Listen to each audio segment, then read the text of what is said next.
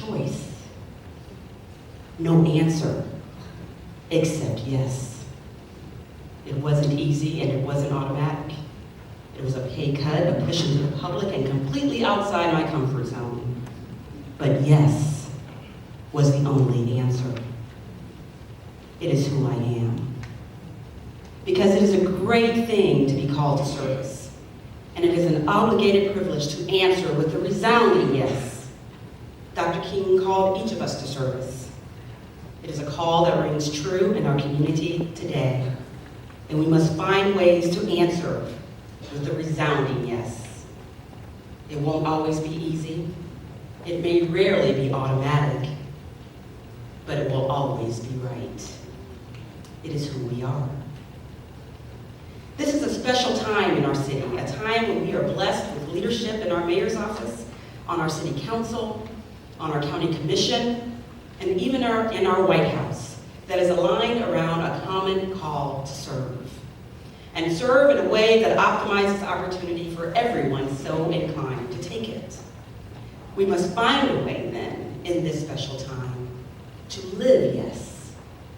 And St. Pete, I am proud and pleased to share with you that no place is living yes quite like our sweet city of sunshine. Business is booming, development is on the rise, neighborhoods are heavy with social capital, and we are making unprecedented investments where they are needed most. We are an international city of the arts that has caught the attention of outlets ranging from the New York Times to the National Geographic. All of our indicators point toward progress. The sun is shining in and on St. Pete. But for all of the optimism and promise there is to celebrate about our city, there is also disconcerting desperation and despair. For every yes we are blessed to bolster, someone is drowning in the oppression of no. If you're looking for evidence of this startling juxtaposition, there's no better example than the Deuces, 22nd Street South, and the surrounding neighborhood. It's a historic corridor that sums up our city's need to find a way to say yes, to live yes, for everyone who calls this city home.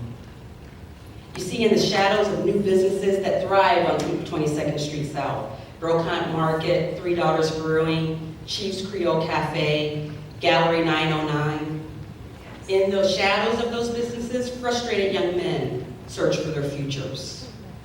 Beneath the mossy oaks and beside the beautiful gardens that are signature to the Carter G. Woodson African American History Museum, too many mothers stare at empty pantries, wondering what they'll do for dinner. Down the street from Perkins, one of Pinellas County's finest elementary schools, too many children learn to run and never learn to read. We must find a way to live yes, St. Petersburg. And it's a yes that is within reach. If everyone here touched the lives of someone there, seeds of hope will blossom into a harvest of possibilities. I invite you to mentor, hold the hand of a little one to keep a bully at bay, buy from a business, visit the Sunday market, live yes. And not only there, every corner of our community has need.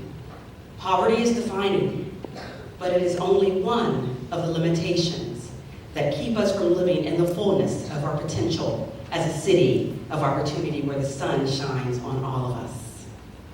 The spiritual corners of our community, the soul of our city, must also commit to living yes. To living in the service of others in a way that honors the inherent dignity of the human experience. Bigotry and hatred, fear and discrimination still color far too many of our conversations, still serves to divide us in ways that diminish our potential as people. As a city, after decades of diligence, we found the courage to denounce discrimination based on color. Not that the struggle is over, but the progress is plainly undeniable.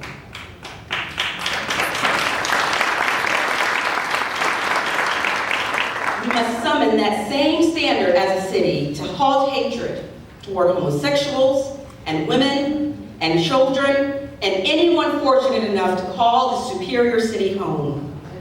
It is the cowardly cloak of segregation and ageism, xenophobia, and sexism that belongs in a closet, not people.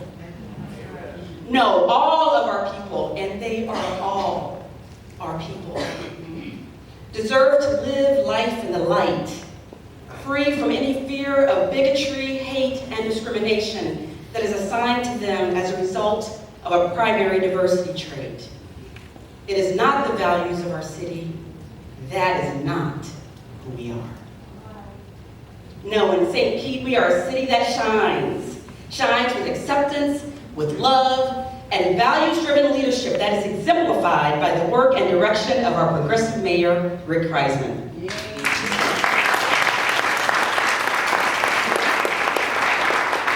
He is clear, completely clear in his commitment to the city he so honorably serves, and we thank you for your fearless leadership. Mayor, you and so many others helps the world know who we are. We are an inclusive city of diversity that is made stronger, more bold, more beautiful by our differences. Our respect for that truth is what makes us the same. And we are a city that says yes, a city that screams yes, a city that lives yes. When called, we answer every time. And it's not always easy, but it is always right. It is who we are. On August 28, 1963, Dr. King stood before a crowd estimated at about 250,000 people and shared his dream. His plaintive cry for justice and change, his call to action for the courageous. He laid it out that day. You're familiar with the words. And so even though we face the difficulties of today and tomorrow, I still have a dream. It is a dream deeply rooted in the American dream. I have a dream that one day this nation will rise up and live out the true meaning of its creed. We hold these truths to be self-evident that all men are created equal. I have a dream that one day on the red hills of Georgia, the sons of former slaves and the sons of former slave owners will be able to sit down together at the table of brotherhood. I have a dream today. I have a dream that one day, even in the state of Mississippi, a state sweltering with the heat of injustice, sweltering with the heat of oppression, will be transformed into an oasis of freedom and justice. I have a dream that my 4 little children will one day live in a nation where they will not be judged by the color of their skin, but by the content of their character. I have a dream today. Today I speak to you in a sanctuary focused on the future, in a city that ironically numbers 250,000, with a clarion call of my own. In the church in which I grew up, there was a tradition. Every Sunday, the doors of the church swing open and every parishioner on every pew is invited to give their lives to God, to step forward in commitment to create a better version of themselves through the teachings of Jesus Christ. I proudly stand in that tradition today and issue a call of another kind. It is a call to service. A call to all within the reach of my voice to stand up and be counted in the pledge to make St. Petersburg a place where the sun shines on each of us. A pledge to stand up and give back to a city that has given so much to us, and yet still needs so much from us. A pledge to engineer a city where our standard of excellence is defined by the reality of the most vulnerable among us. A pledge to live in a place where any of us would be willing at any time to trade places with those in need because we are confident in our collective will to answer need beyond its requirements. I have a call for you to make a pledge to make a difference for our city that cannot be undone. Stand up and pledge with me, St. Pete. Stand up. Dr. King had a dream. 52 years later, filled with gratitude, I tell you who I am. I am the dream. And you are the dream. And you are the dream.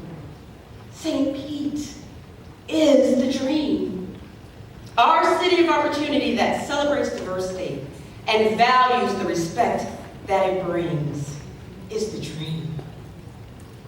Our city, whose leadership is made up of a white Jewish mayor and an African-American female deputy mayor and a city council that reflects the entire spectrum of difference, that is the dream.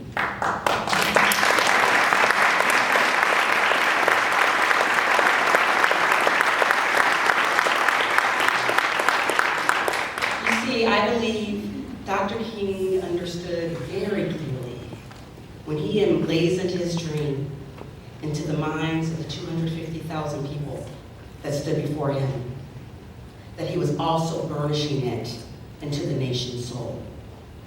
And with the magic of that transfer, he knew it was not a question of if, but one of when his dream would come true. So today, St. Pete, all 250,000 of us, let's answer the call. Serve. Make this a better place. Live, yes. Be the dream.